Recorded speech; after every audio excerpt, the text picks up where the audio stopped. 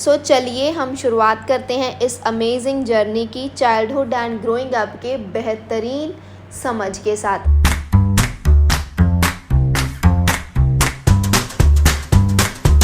Hello everyone, welcome back to my channel. I hope you all are doing good. तो हमने childhood and growing up की जो first video थी उसमें introduction देखी थी कि हमने इस सब्जेक्ट में कैसी कैसी चीज़ें पढ़नी है। So in today's the very first video of this subject childhood and growing up, इसमें हम थोड़ा सा एजुकेशन को दोबारा देखेंगे। वैसे तो इसकी डेफिनेशन उतनी ही है जितनी हमने लास्ट वीडियो में कवर कर ली थी, but in this video we will revise it and उसके बाद हम साइकोलॉजी की डेफिनेशंस देखेंगे, that how the definition of psychology evolved over the time. तो जैसे पहले ये टॉक अबाउट द सोल थी, फिर साइंस ऑफ सोल बनी, then science of mind and आज ये साइंस ऑफ बिहेवियर है। So without any further delay, let's get start by understanding the meaning of education. So what is education? Education is the process of fostering harmonious development of an individual's physical, mental, emotional, spiritual and social abilities. तो हमने पहले वाली video में भी बात की है कि education is not only about imparting the knowledge to students, but it is about the holistic development के बच्चे की, जो स्टूडेंट के हर एक एस्पेक्ट की जो डेवलपमेंट है उस पर ध्यान देती है एजुकेशन। हम होलिस्टिक डेवलपमेंट को हार्मोनियस डेवलपमेंट भी कह सकते हैं कि सारे एस्पेक्ट्स की डेवलपमेंट होना, enabling them to reach their full potential and contribute positively to the society।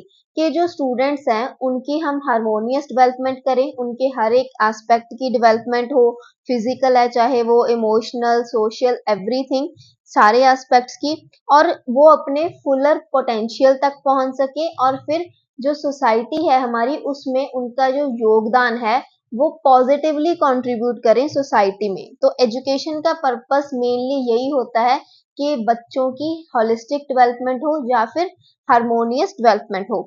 तो now let us talk about psychology. पहले हम उसकी एटिमोलॉजिकल डेरिवेशन देखेंगे कि कौन से वर्ड से जो साइकोलॉजी वर्ड है वो डिराइव हुआ है।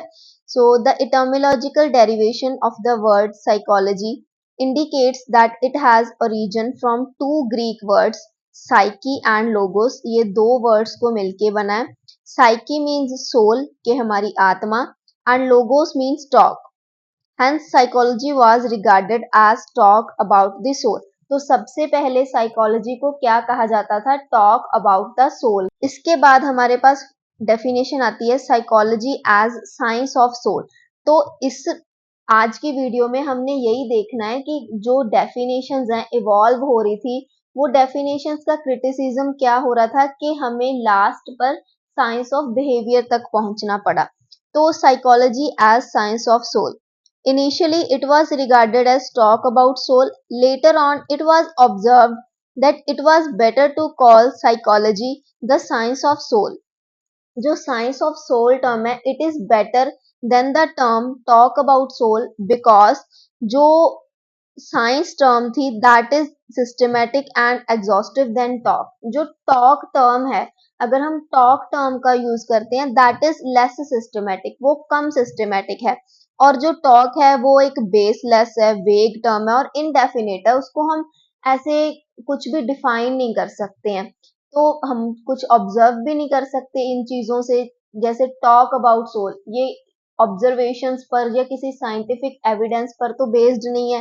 दैट्स वाई जो टॉक अबाउट सोल डेफिनेशन थी वो रिजेक्ट की गई और साइंस ऑफ सोल जो डेफिनेशन है उसको कंसिडर किया गया। Science gives knowledge based on observation. यही बात मैंने पहले भी बोली है कि टॉक अबाउट सोल, तो इसमें हमारे पास कोई भी साइंटिफिक एविडेंस नहीं है, इट इज इनडेफिनेट। और साइंस क्या है? हमें नॉलेज देती है ऑब्जर्वेशन के बेस्ड पर। तो अब सेकंड पर हमें डेफिनेशन मिल गई थी कि साइकोलॉजी एक साइंस ऑफ सोल है, बट इस डेफिनेशन का भी क्रिटिसिज्म होता है।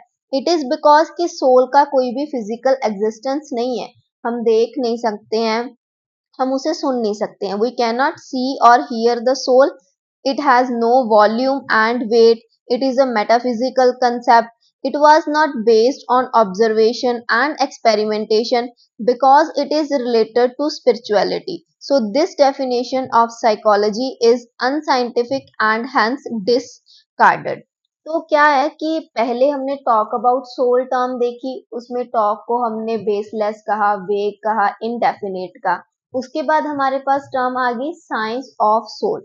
साइंस ऑफ सोल में भी साइंस वर्ड तो ठीक है कि ऑब्जर्वेशन पर बेस्ड होगा, बट जो सोल टर्म है, जो टर्म सोल है that has no physical existence, उसका कोई भी फिजिकल एग्जिस्टेंस नहीं है, उसका कोई भी साइंटिफिक एविडेंस नहीं है, उसकी कोई वॉल्यूम नहीं है, वेट नहीं है, उसको हम देख नहीं सकते, सुन नहीं सकते।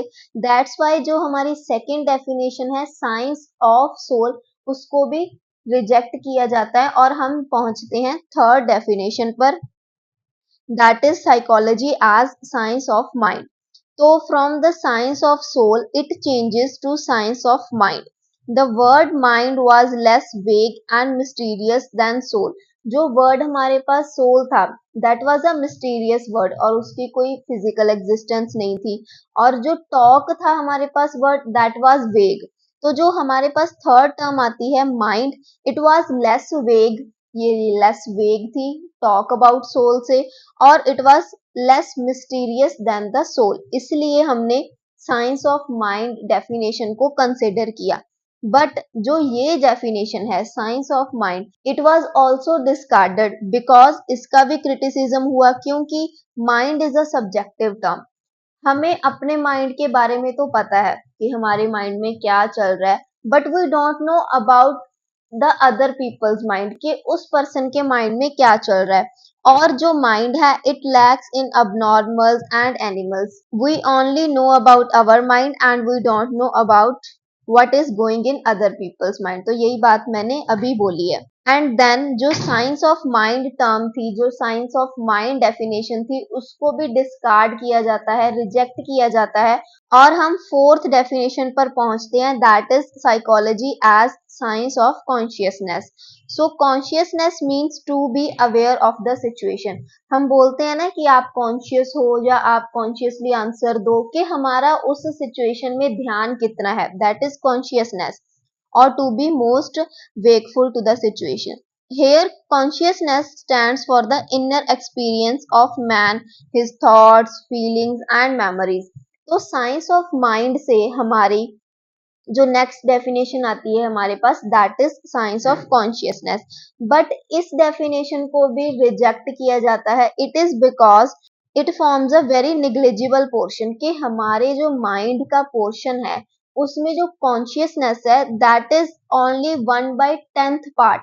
तो उसका बहुत ही निग्लिजिबल पोर्शन है। And the most important segments are, जो हमारे माइंड की मोस्ट इंपॉर्टेंट सेगमेंट्स हैं that are subconscious and unconscious mind. So that is the reason कि हमने साइंस ऑफ कॉन्शियसनेस की जो डेफिनेशन थी उसको भी रिजेक्ट किया गया। We can conscious of our own activities not of others. ये सेम माइंड की तरह ही बात होगी कि हमें पता है हमारे माइंड में क्या चल रहा है, दूसरों के माइंड का नहीं पता हमें। तो वैसे ही कॉन्शियसनेस की बात है, that we can be conscious of our own activities, not of others. This method is very close to introspection, which is most subjective method. तो ये जो method है consciousness का, that is very close to introspection, और वो एक subjective method है और scientific method भी नहीं है। तो ये जो हमारे पास definition है science of consciousness, इसमें जो हमारे पास टर्म है consciousness that is too private, और इसको हम ऑब्जर्व भी नहीं कर सकते, it is unobservable. That's why जो हमारे पास ये डेफिनेशन थी science of consciousness, it was also rejected. अब जो हमने सारी डेफिनेशंस की हैं अब तक, talk about soul, science of soul, science of mind, या साइंस ऑफ कॉन्शियसनेस, इन सभी में यही बिगेस्ट प्रॉब्लम थी कि हमें कुछ भी डायरेक्टली हम ऑब्जर्व नहीं कर सकते थे। तो इसके बाद हम किस डेफिनेशन की ओर जाते हैं, that is psychology as science of behaviour. तो later it was recognised as a science of behaviour. तो साइकोलॉजी को क्या कंसिडर किया गया, it is a science of behaviour. According to Drever, Behavior is the total response of an organism to the life situations. It includes physical as well as mental behavior, normal and abnormal, etc. The word behavior not only covers the overt behavior. अब हम जब behavior term की बात करते हैं तो हम कहते हैं कि उस person का behavior ऐसा है, बट इसमें हम अगर साइकोलॉजी को साइंस ऑफ बिहेवियर बोल रहे हैं तो it is not only the overt behaviour but it also includes the inner experiences or the mental processes.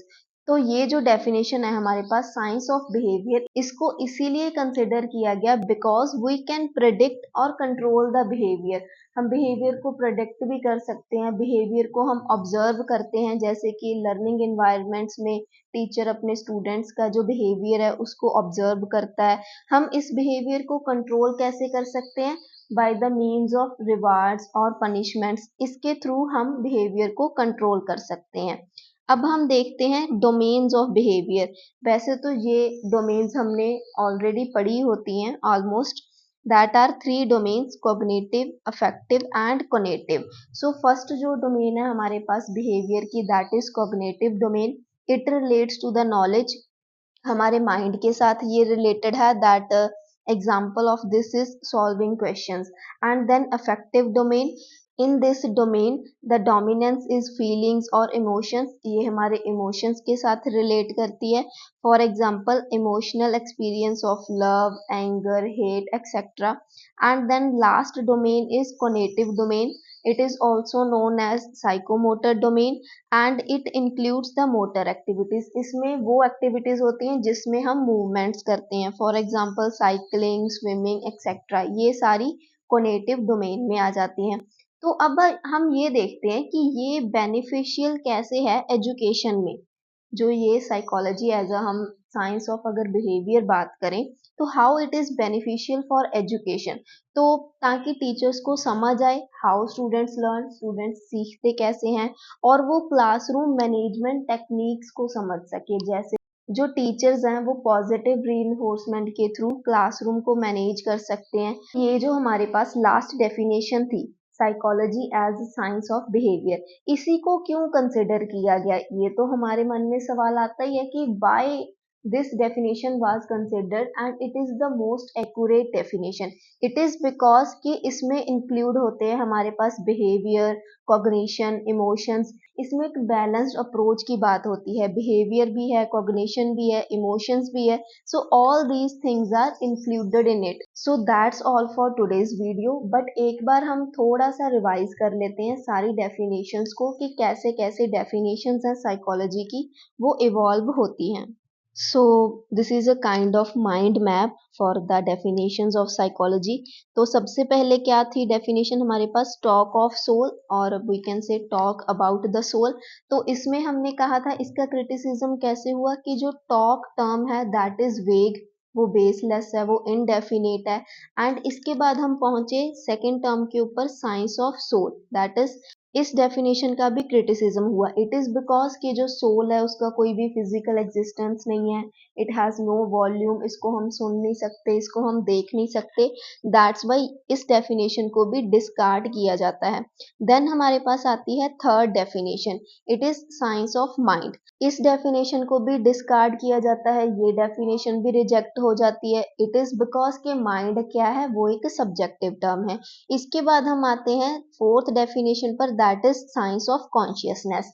अब जो कॉन्शियसनेस है that is also same like mind, कि हमें अपने माइंड का पता है, दूसरों के माइंड का नहीं पता. तो कॉन्शियस क्या है? हम अपनी एक्टिविटीज के लिए कॉन्शियस हो सकते हैं कि हम क्या कर रहे हैं, बट दूसरों की एक्टिविटीज के लिए तो हम नहीं कॉन्शियस होते.